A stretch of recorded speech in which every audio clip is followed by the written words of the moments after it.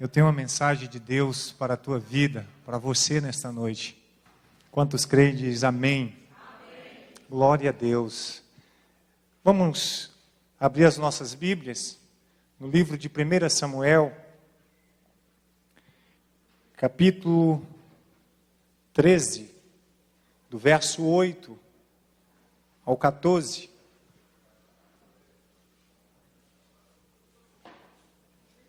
Primeira Samuel, capítulo 13, verso 8 ao verso 14.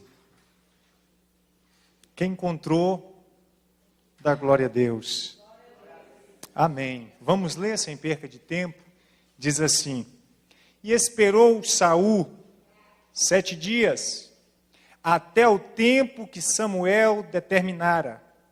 Não vindo, porém, Samuel a Gilgal, o povo se dispersava dele.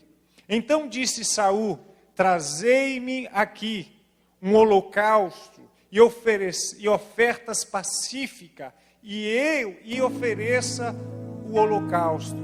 E ofereceu o holocausto. E sucedeu que, acabando ele de oferecer o holocausto, eis que Samuel chegou. E Saul lhe saiu ao encontro para o saudar. Então disse Samuel: Que fizeste? Disse Saul: Porquanto via que o povo se espalhava de mim, e tu não vinha nos dias aprazados, os filisteus já tinham ajuntado em Micmas. Eu disse: Agora descerão os filisteus sobre mim a Gilgal, e ainda a face do Senhor não orei, e constrangi-me, e ofereci holocausto. Então disse Samuel a Saul: Procedeste neciamente, e não guardaste o mandamento que o Senhor teu Deus te ordenou, porque agora o Senhor teria confirmado o teu reinado sobre Israel para sempre. Porém agora não subsistirá o teu reino. Já tem buscado o Senhor para si um homem segundo o seu coração, e já lhe tem ordenado o Senhor que seja capitão sobre o teu povo, porquanto guardaste o que o Senhor te ordenou. Agora 2 Samuel capítulo 12, verso 7 ao 16, diz assim: Então disse Natã a Davi: Tu és este homem. Assim diz o Senhor Deus de Israel: Eu te ungi sobre Israel, e eu te livrei da mão de Saul, e te dei a casa do teu Senhor, e as mulheres de teu Senhor em teu seio, e também de ti a casa de Israel e de Judá. E se isto é pouco, mais te acrescentaria tais e tais coisas. Pois desprezaste a palavra do Senhor, fazendo o mal diante dos seus olhos. A Urias, o heteu, feriste a espada, e a sua mulher tomaste por tua mulher, e a ele mataste com a espada os filhos de Amon. Agora, pois, não te apartará a espada jamais da tua casa, porquanto me desprezaste e tomaste a mulher de Urias, o heteu, para ser tua mulher.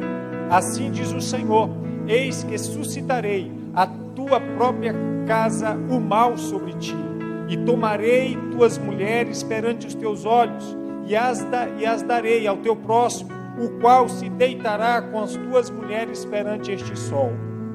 Porque tu o fizeste em oculto, mas eu serei neste negócio perante todo Israel e perante o sol. Então disse Davi a Natã: Pequei contra o Senhor. E disse Natã a Davi: Também o Senhor perdoou o teu pecado, não morrerás.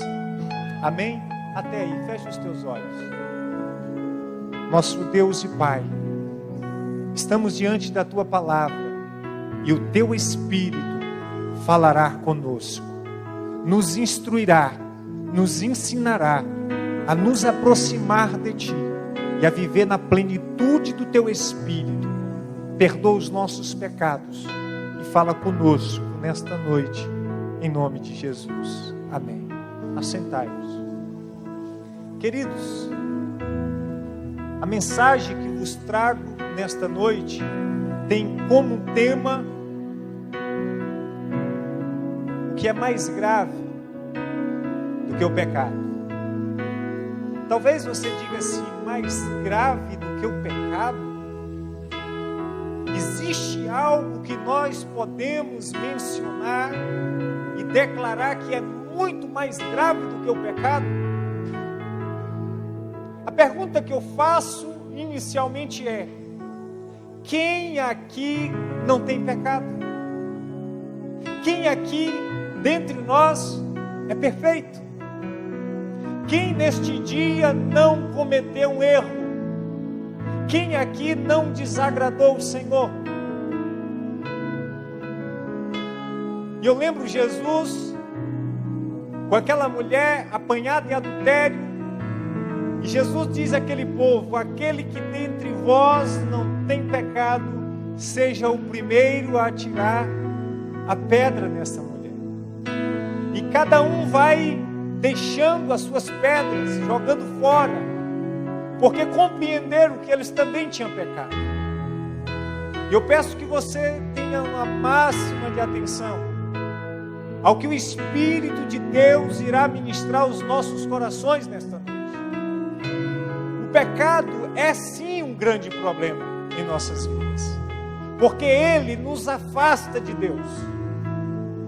Mas existe algo muito mais sério e muito mais grave do que o pecado. E esta mensagem fala justamente disso. Sabe, queridos, Deus, quando nós pecamos, Ele sempre vem até nós para ver o que aconteceu conosco. Lembra do jardim do Éden? Adão e Eva comem do fruto proibido. A Bíblia diz que Deus chega e a voz de Deus soa no jardim. E Adão e Eva se escondem.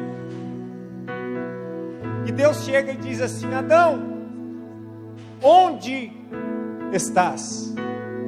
A pergunta é: Deus já não sabia onde Adão estava? Sim. Mas quando Deus lança esta pergunta, Ele está agindo com a sua misericórdia e com a sua graça. Ele poderia muito bem chegar no jardim dizendo: Adão, eu vi você pecando, eu vi você desobedecendo as minhas ordens, e por esta razão vim no jardim para te destruir e para te condenar. Mas não foi assim que Deus se apresentou no jardim do Éden.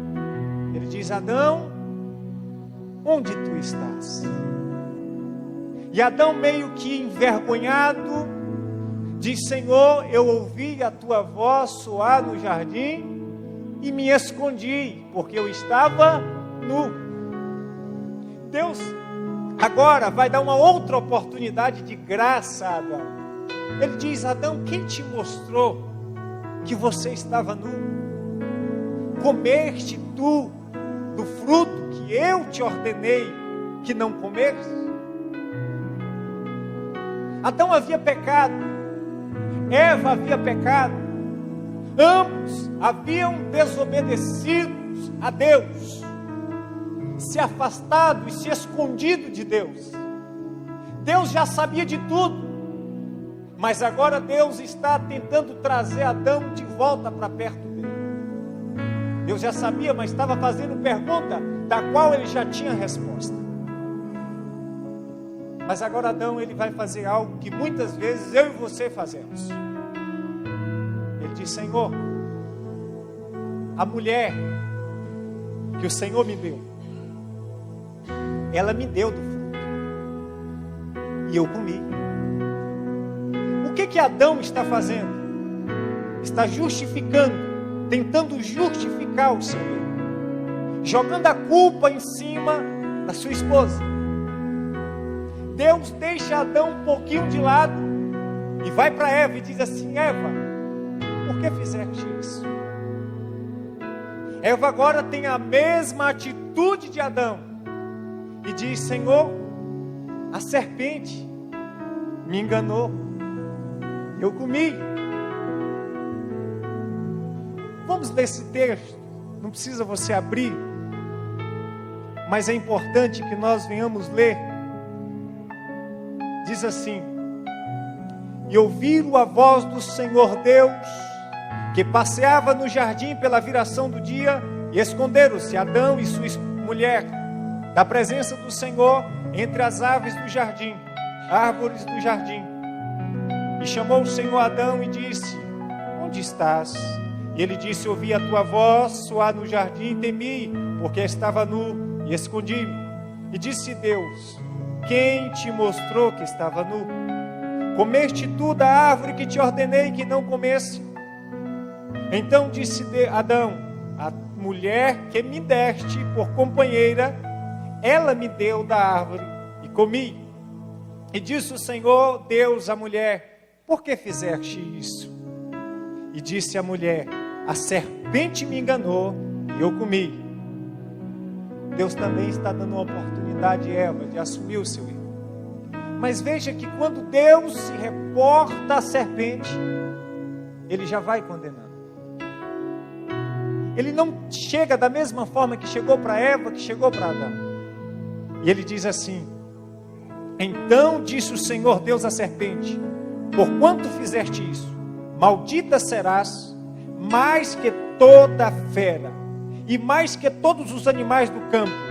Sobre o teu ventre andarás, e pó comerás todos os dias da tua vida. E porém inimizade entre ti e a mulher, e entre tua semente e a semente da mulher. Esta te ferirá a cabeça, e tu te ferirás o calcanhar. Perceba uma coisa. Deus, Ele trata Eva e Adão totalmente diferente do que tratou a serpente. Deus poderia chegar para a serpente e dizer: por que você fez isso? Deus não pergunta. Deus, Ele já se direciona para a serpente com a condenação sobre ela. Aonde eu quero chegar? Todos nós, quando praticamos o pecado, quando nós cometemos o pecado, nós temos duas atitudes. Uma das: ou nós assumimos o nosso pecado, ou nós tentamos nos justificar. E tentar se justificar do pecado é muito mais grave do que o próprio pecado. Mas nós, queridos, somos tendenciosos a querer nos justificar. Mas isso, mas aquilo. E talvez você me pergunte: por que você leu a passagem de 1 Samuel e 2 Samuel? Porque mostra duas atitudes. A Bíblia diz que Davi foi um homem segundo o coração de Deus. Mas vamos analisar um pouco. A Bíblia diz que Saul estava ali e Samuel já tinha tratado com Saul de chegar a tempo. Cercado, os seus soldados agora se espalham e começa a abandonar Saul. Saul agora vai fazer algo que ele não devia fazer. Ele agora se precipita e age de maneira tola. Arruma um holocausto e simplesmente sacrifica a Deus. Saul não teve más intenções. O que ele pensou? Eu vou sacrificar a Deus, eu vou adorar a Deus. Nem sempre aquilo que aparentemente é bom deve ser feito. Você não pode se portar diante de Deus sendo que você não é aquilo que você está aparentando ser. E foi isso que Saul estava fazendo, assumindo uma postura que ele não deveria assumir, um lugar que ele não deveria estar. E nós podemos dizer: ele não fez por mal, Mas diz as Escrituras que quando ele está acabando de oferecer o holocausto, o profeta Samuel chega: rapaz, o que você está fazendo? Em outras palavras, ele está dizendo: você está ficando doido? Você não está tendo noção da besteira que você fez? Aí agora a postura de Saul: Samuel, eu fui cercado, você falou que ia chegar, você demorou, o povo estava se afastando de mim, por esta razão eu ofereci o holocausto. Perceba que em nenhum momento, embora sendo repreendido pelo profeta, Saul se inclina. Saul aceita que ele errou. Não há por parte de Saul nenhum arrependimento, nenhuma confissão. Você não enxerga Saul dizendo: de fato eu fiz errado, me perdoe, me desculpe, eu estou errado mesmo, eu não deveria ter feito isso. Você não vê Saul fazendo isso. Você não vê Saul assumindo o seu erro e a sua culpa. O que você vê é Saul se justificando perante o profeta. Agora vamos para Davi. E veja que o que Davi fez foi muito mais grave do que Saul. Davi cometeu uma tragédia, uma grande destruição. Em vista do que Saul fez, Saul não fez nada diante do que Davi fez. Davi, primeiro, estava aonde não deveria estar. Segundo, fazendo nada. Diz o ditado que mente vazia é oficina do diabo. E agora Davi avista uma bela mulher, e nasce no seu coração o desejo por ela, e ele começa a alimentar o pecado, o desejo pelo pecado, e procura saber quem é aquela mulher e manda chamar. Passa a saber que é a mulher de um dos seus valentes, e ele não quer saber de quem é a mulher. Ele se deita com ela, ele engravida a mulher, ele adultera, e depois que ele viu o que ele fez, ele tenta cobrir o seu pecado. Seu coração já havia endurecido, e para tentar resolver o problema, ele comete outra atrocidade. Manda uma carta para que colocasse Urias na frente da batalha, e o próprio Urias leva o seu atestado de óbito, o seu futuro atestado de óbito, e coloca ele na frente da batalha para ser morto, propositalmente. E aquele homem é morto, e traz a notícia a Davi. Davi pensou: está tudo resolvido, agora eu posso ficar com Betseba, o seu marido já é morto, e está todo o problema resolvido. Mas a Bíblia diz que Deus manda agora o profeta Natã. Lá em Saul foi o profeta Samuel, mas agora o profeta Natã está frente a frente com Davi. Lá, o profeta Samuel frente a frente com Saul. E quando o profeta Natã chega para Davi e relata o acontecimento que faz com que Davi caia em si, o que Davi declara? Você não vê Davi se justificando? Você não vê Davi dando as desculpas, esfarrapada? Sabe, queridos, nós usamos muito de desculpas.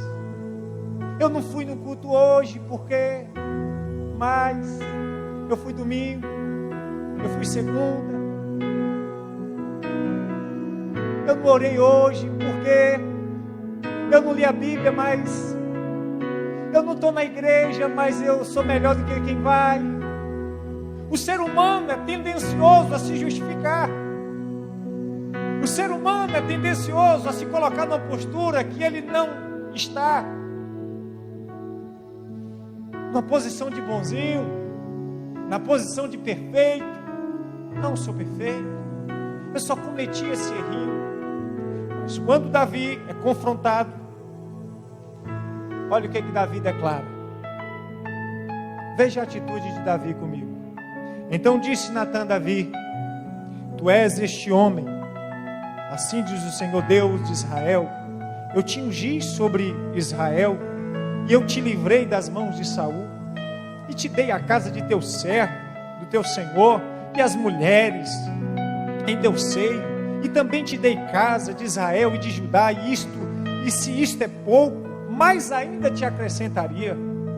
Agora, pois, não te apartará espada na tua casa, porquanto me desprezaste. Deus está dizendo que Davi o desprezou, porque todas as vezes que nós pecamos, nós estamos desprezando a Deus. Eu vou repetir. Todas as vezes que nós pecamos, nós estamos desprezando a Deus. E Deus se reporta a Davi dizendo: Porquanto me desprezaste e tomaste a mulher de Urias, o heteu, por tua mulher, assim diz o Senhor: Eis que suscitarei da tua própria casa o mal sobre ti, e tomarei tuas mulheres perante os teus olhos, e darei o teu próximo, o qual se deitará com as tuas mulheres perante este sol.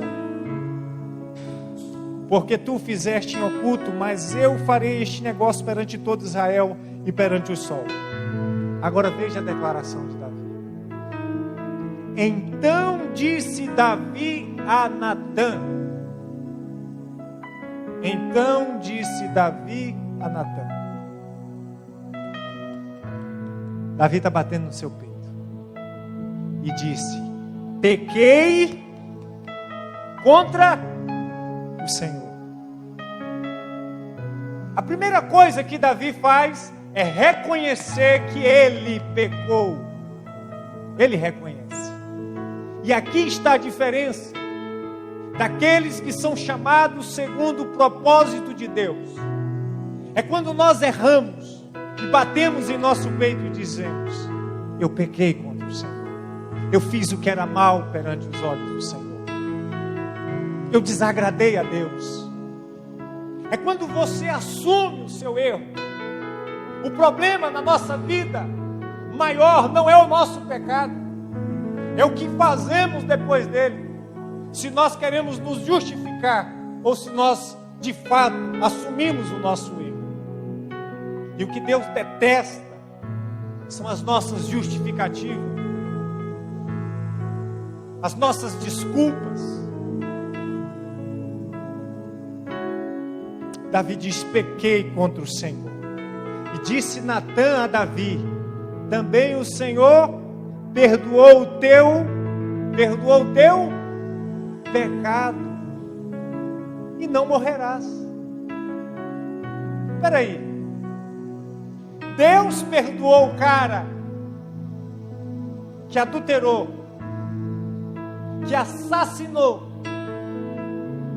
que fez tragédia, que destruiu uma família,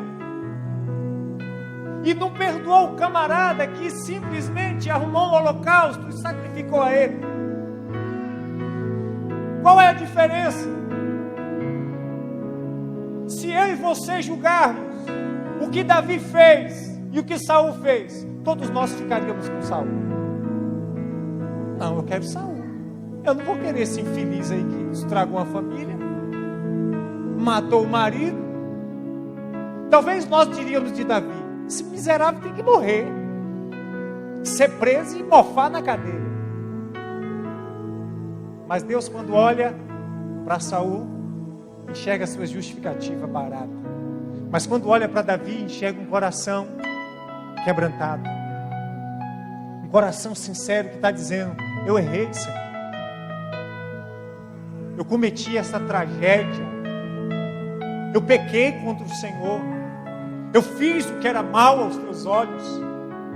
Eu me afastei de ti. Eu deixei que o pecado assumisse a direção da minha vida. Em outras palavras, Davi estava dizendo isso. Davi assume a sua culpa e fala a verdade para Deus. Você sabe por que Davi foi considerado um homem segundo o coração de Deus? Porque ele falava a verdade para Deus. Nas suas orações, ele falava a verdade para Deus. E muitas vezes, querido, nós não falamos a verdade para Deus. Somos tendenciosos a nos justificar. Você quer ver um exemplo? Samuel sabe, ele é PM. O policial aborda o camarada. Ele está errado. O policial sabe que ele está errado. Mas ele tenta pagar de esperto.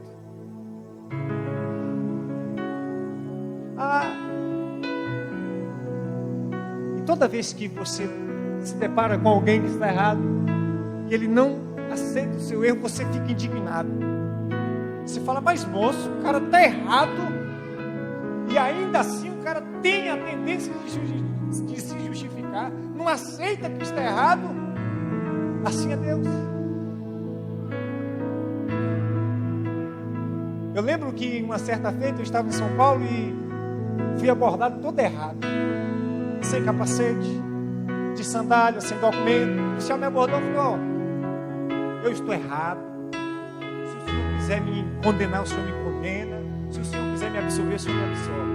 Eu não tenho nada a declarar. Vai-se embora. Tem um ditado que diz, quem fala a verdade não merece castigo.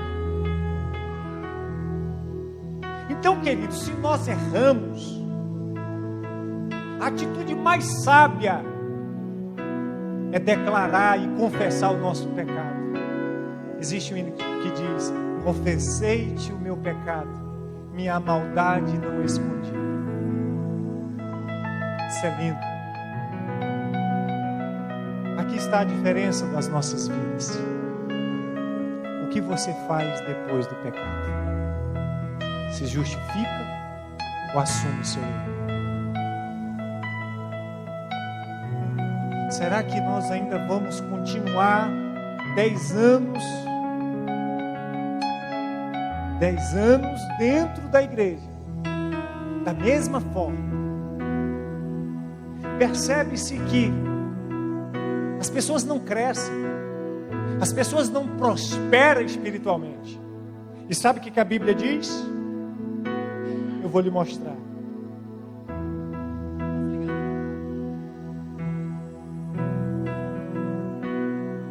Provérbios capítulo 28, verso 13 e 14 diz assim: os que encobrem as suas transgressões nunca prosperará, mas os que confessa e deixa alcança.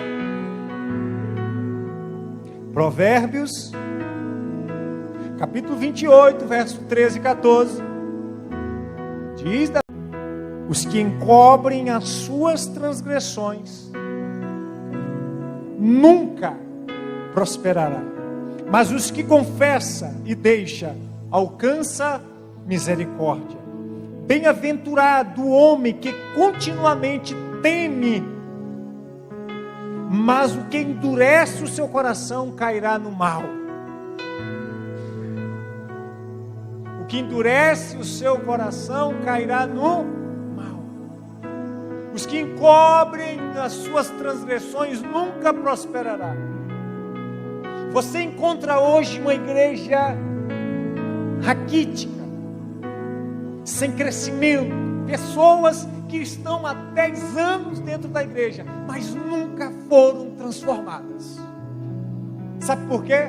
Porque em todos esses 10 anos, a sua atitude sempre foi: eu estou salvo, eu vou para a igreja. Mais, queridos, nós temos que abandonar as nossas justificativas. largue a mão das suas justificativas, porque nós não somos perfeitos. Nós necessitamos da misericórdia e da graça de Deus. Se você não precisa, eu preciso. Enquanto nós não compreendermos que nós necessitamos desta misericórdia e desta graça, nós nunca seremos abençoados, nunca prosperaremos espiritualmente. Vamos viver sem crescimento, vamos viver sem despertamento espiritual, porque estamos todos os dias justificando os nossos pecados. Saiba de uma coisa: quem nos justifica é o sangue de Cristo Jesus, que um dia foi derramado na cruz do Calvário. É este sangue que nos justifica e não as nossas desculpas esfarrapadas. Deixe de justificar os teus erros. Deixe de justificar a tua falta de tempo. Eu não orei porque eu não tive tempo. Eu não li a Bíblia porque eu não tive tempo. Como nós justificamos? A nossa vida é feita de justificativas, todos os dias. O que Deus ouve não é a confissão dos nossos pecados, e sim as nossas justificativas. Esse é o grande erro e o grande mal que assola as nossas vidas. Paremos de nos justificar e venhamos deixar que Ele venha nos justificar de todo pecado. Ele sim pode nos justificar. Nós, não. Eu não posso me justificar, porque eu estou errado perante Ele. A Bíblia diz, ainda sobre a oração do publicano e do fariseu. A Bíblia diz no livro de Lucas, capítulo 18, verso 10 a 14, diz assim: 2 homens subiram ao templo para orar, um fariseu e outro publicano. O fariseu, estando em pé, orava consigo desta maneira: ó Deus, graças te dou, porque não sou como os demais homens, roubadores, injustos e adúlteros, nem ainda sou como este publicano. Jejum 2 vezes por semana, dou os meus dízimos de tudo que possuo. O publicano, porém, estando em pé, de longe, nem ainda queria levantar os olhos ao céu, mas batia no peito, dizendo: ó Deus, tenha misericórdia de mim, pecador.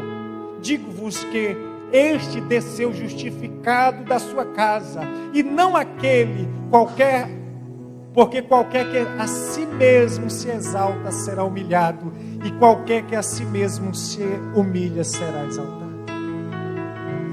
Nós vemos aqui claramente mais 2 exemplos. Um que faz aquela oração pomposa e diz: olha, Senhor, eu não sou como os demais, eu não roubo. Você já viu alguém dizendo isso? Eu não roubo, eu não fumo, eu não mato, eu não prostituo, eu não xingo, eu não desejo mal. Diversas vezes você encontra alguém dizendo isso. Eu não mato, eu não roubo, eu não fumo. Ele só falta criar uma música para isso. Eu estou salvo, estou melhor do que muitos que estão na igreja. Mas o publicano, ele diz: Senhor, e a Bíblia diz que ele sequer conseguia olhar para o céu. Tenha misericórdia de mim, porque sou um pecador. E Jesus disse que este sim foi justificado. Sabe por quê? Porque ele mostrou para Deus quem ele era. O que atrai o coração de Deus para as nossas vidas é a nossa sinceridade. O que traz efeito sobre a nossa oração é a nossa verdade contida nela. É quando nós incorporamos na nossa oração o nosso eu, a nossa essência, e diz: Deus, eu sou isso. Porque a Bíblia diz que é um coração quebrantado e sincero, Deus não despreza. Então, queridos, o grande problema da nossa vida não é o pecado, e sim as nossas justificativas. Nós vemos também os 2 ladrões. crucificados com Cristo. Um diz para o Senhor: desce daí, se tu é o Filho de Deus, salva tu e salva nós. Busca seus próprios interesses e quer perdão sem confissão de pecado e sem arrependimento.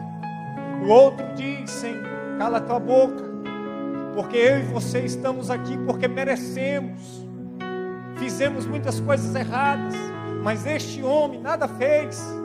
E ele vira para Cristo e diz: Senhor, lembra-te de mim quando entrares no teu reino. Aquele homem derrama o seu coração e derrama a sua alma aos pés de Cristo. E Jesus disse para ele: ainda hoje tu estarás comigo no paraíso.